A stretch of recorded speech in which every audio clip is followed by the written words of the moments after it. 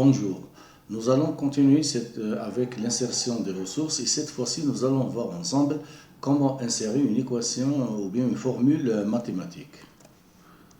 Pour l'insertion d'une formule mathématique, deux techniques existent. Donc dans la première technique, on va utiliser directement l'environnement LibreOffice à travers son éditeur d'équations. Sinon, on peut utiliser les équations écrites en LaTeX, soit à travers l'Opal, l'équation interne de l'Opal, soit à travers les outils de LaTeX tels que le MikTeX.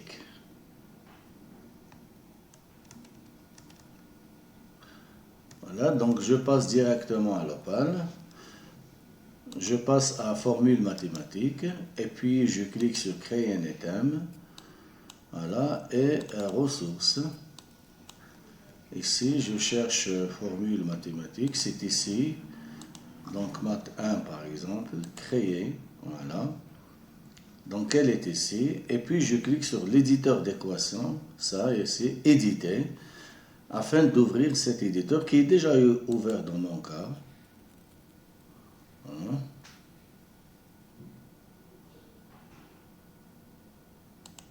Il est déjà ouvert. Je mets par exemple x égale, par exemple y, si vous voulez, vous voyez ici. Et vous avez ici les opérateurs, les relations, les fonctions, si vous voulez. Voilà. Si je veux augmenter la taille, par exemple, ou bien la police, je passe par ici et je mets par exemple 20, si vous voulez. Voilà. Exactement. Et puis, je sauvegarde cette équation, math 1, voilà. L'équation c'est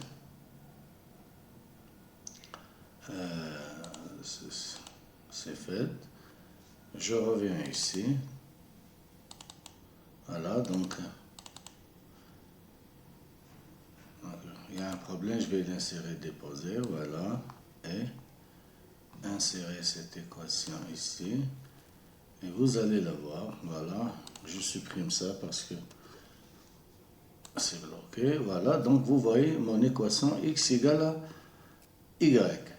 Je peux, par exemple, j'ai une autre équation, vous voyez ici, équation 1, je peux l'insérer également à travers l'outil glisser-déposer, vous voyez donc, pardon, ici, et je l'insère ici. Et la deuxième équation, elle est ici, voilà. Ça, c'est pour les équations LibreOffice. Voilà. Puis, je reviens ici. Voilà. Ajouter une ressource. Et puis, je glisse déposer. Mon équation, toujours. Voilà. Vous voyez mon équation si vous voulez. Et je glisse déposer la deuxième. Si vous voulez. Elle est ici, voilà. Les deux équations sont insérées ici, voilà. Je reviens aux formules mathématiques. Donc, pour celle de LaTeX, donc créer un item. Et c'est le même principe, aller à la formule. Donc, si vous voulez utiliser, l'environnement LaTeX, donc toujours formule mathématique, le LaTeX, MathLaTeX par exemple, voilà. Voilà, ici, et vous cliquez ici sur éditer pour ouvrir l'éditeur avec lequel vous allez créer votre équation en LaTeX. Ça, c'est pour la première méthode LaTeX, c'est-à-dire le LaTeX. On a dit que le LaTeX, on peut utiliser soit les outils du LaTeX, soit on utilise ce qu'on appelle l'équation interne.